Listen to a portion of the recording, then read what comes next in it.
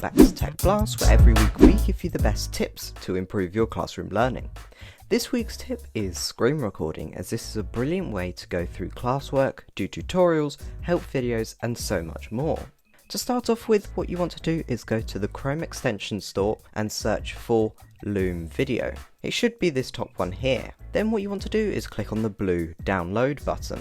Now you're ready to start screen recording. To start, all you want to do is go to the Chrome extension bar at the top right and click on the Loom icon. Once you've clicked on the icon, your screen should look something like this. And a great reason why you should go for Loom over the other screen recorders available, as you have full customizability, as you can have your screen and webcam, just your screen or just camera only. And when you're ready, start the red Start Recording button at the bottom.